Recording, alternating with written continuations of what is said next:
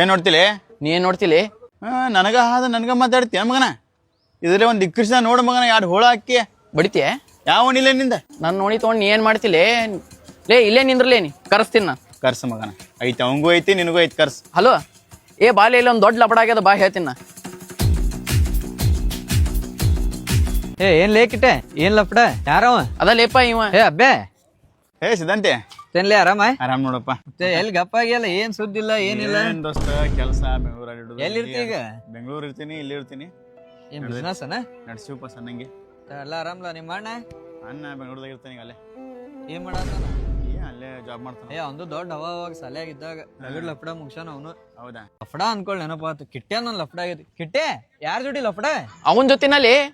ಬಾ ಅವನು ನಮ್ ದೋಸ್ತ ಅದಾನ, ಬಾ ಬಾಲೆ. ನಾವು ಲಪಡ ಮಾಡ್ಕೊಳ್ಳೋದಿತ್ತು ನನಗೂ.